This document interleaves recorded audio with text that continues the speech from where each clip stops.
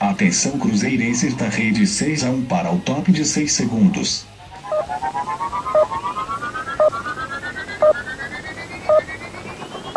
E aí galera, tudo bem com vocês? O vídeo de hoje vai ser um giro com notícias aí, bastidores do clube que tem envolvido o ambiente celeste aí nesses últimos dias, especialmente a questão dos acontecimentos lá no Clássico no Independência e também a situação da venda do Arrascaeta, que cada hora surge um fato novo aí pra gente pensar a respeito. Desde o início eu vou pedir para você deixar o like no vídeo, se inscrever no canal caso não seja inscrito e usar os comentários para manifestar as suas opiniões. Então vamos começar falando da situação do Clássico, que basicamente a diretoria do Cruzeiro foi colocada num camarote entre dois camarotes com torcidas organizadas do Atlético Mineiro, o que claramente foi uma medida premeditada por parte da diretoria do Atlético. A gente não precisa ser nenhum gênio para chegar a essa conclusão. E falo isso porque todo mundo sabe que torcidas organizadas normalmente recebem ingressos, das suas diretorias, e isso acontece com todos os clubes, não só no Atlético Mineiro, e todo mundo sabe também que normalmente as torcidas organizadas não ocupam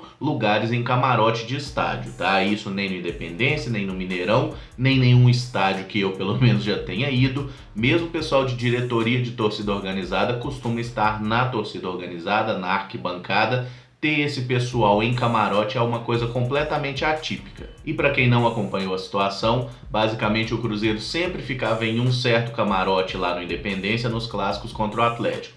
Dessa vez o Atlético realocou a diretoria do Cruzeiro para um outro camarote, torcida organizada do Atlético dos dois lados do camarote, e segundo informações do pessoal da diretoria do Cruzeiro, esse pessoal ficou provocando, tentando arrumar briga lá com o pessoal da diretoria do Cruzeiro durante toda a partida. Obviamente essa ação gerou uma reação, o Itaí deu uma entrevista falando umas merdas depois do jogo, chamando o presidente do Atlético de covarde, falando que foi uma coisa orquestrada e tudo mais, e de fato a gente sabe que é lógico que foi orquestrado, mas devemos lembrar também que o Cruzeiro não é santo nessa história. Na final do Campeonato Mineiro, por exemplo, houveram relatos por parte do Atlético, acho que foi até do Luan, que teria sido agredido por seguranças ou pessoas que estavam ligadas ao Cruzeiro, lá naquela parte de saída dos jogadores do túnel, enfim.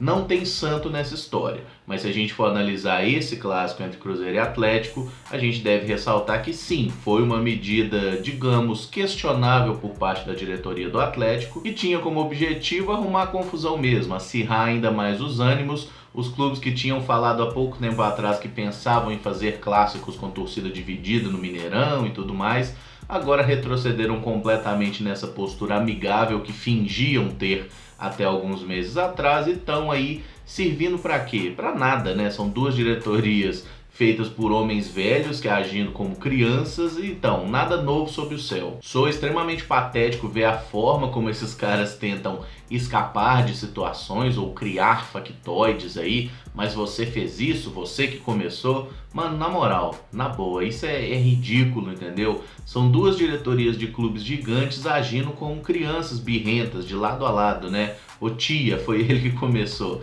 É ridículo, isso só serve para apequenar ainda mais o futebol brasileiro como um todo, o clássico que já é uma coisa completamente esvaziada, e até por isso eu acho que o Cruzeiro fez muito bem em botar time reserva, porque o clássico, quem dá importância ou não, é a torcida, são os clubes, somos nós. Se você não dá importância para isso, até porque convenhamos, existe uma disparidade bem grande aí no tamanho de cada uma das equipes. Se a gente ficar dando uma importância ao clássico maior do que ela tem de fato, é muito mais fácil a gente se apequenar e chegar ao nível deles do que eles crescerem ao nosso nível. Enfim, os acontecimentos são lamentáveis, são ridículos. Parece que uma pessoa da segurança do Cruzeiro alertou que um dos integrantes, de torcida organizada do Atlético que estavam lá estaria envolvido na morte de um conselheiro do Cruzeiro. Enfim, a história é extremamente mal explicada. Eu não vou dizer que um lado está certo, que um lado está errado, e até porque, para ser bem sincero, eu acho que os dois lados na história estão errados. Nesse caso especificamente, o Atlético tem a sua parcela de culpa por ter feito essa emboscada aí, se é que a gente pode considerar assim, mas o Cruzeiro também não é santo, já cansou de fazer atos hostis contra o Atlético também. No clássico lá da final do Mineiro teve a questão das credenciais, que o Atlético queria mais credenciais, o Cruzeiro não deu a quantidade que eles queriam. Enfim, é ridículo, é briga de jardim de infância, e a torcida mesmo é que para que pare essa babaquice aí dos dois lados, para que eles foquem em fazer um bom trabalho nos seus clubes. Não tem nada que fingir que é torcidinha da paz, que é clássico da paz, que a gente sabe que não tem nada disso. Cada um faz seu trabalho, para de agir como criança, não precisa fazer clássico com estádio meio a meio. Isso aí só serve para nego de fora ver e bater palminha e falar, olha que bonito. Não é a nossa realidade, não tem nada que fazer isso.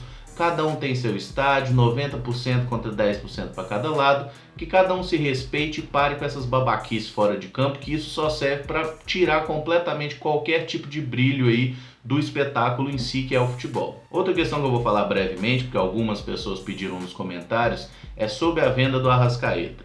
Basicamente, quando o Arrascaeta foi contratado pelo Cruzeiro, um empresário, o André Cury, ele tinha uma carta de prioridade, sendo que ele trataria da venda do Arrascaeta para o futebol europeu. Essa carta foi assinada pela diretoria do Cruzeiro na época, né, que era chefiada pelo Gilvande Pinho Tavares, e o fato é, durante os 3 anos aí, 2015, 16, 17, que o Arrascaeta esteve aqui sob a gestão do Gilvan, o Arrascaeta não foi vendido e até onde a gente sabe, nem proposta decente chegou. O que acontece é que com essa nova diretoria do Cruzeiro, revogou essa carta e tirou o direito do André Cury de negociar o Arrascaeta. Por isso o André Cury ficou puto, falou que vai cobrar uma dívida de 14 milhões de reais que o Cruzeiro tem com ele por outros negócios. Acredito que no fim das contas esse tipo de coisa não dá em nada, até porque esses empresários eles têm muito mais interesse do que apenas 14 milhões de reais. É engraçado falar apenas 14 milhões de reais vivendo na nossa realidade, mas para eles isso é muito pouco. Esses caras têm muito conchavo, tem muito jogador do cara que está dentro do Cruzeiro, ou que o cara tem interesse em colocar. Essa relação de agentes e clubes de futebol, ela é extremamente promíscua, tá? E se a gente ficar entrando nessa loucura, nossa, e agora ferrou, o que vai acontecer?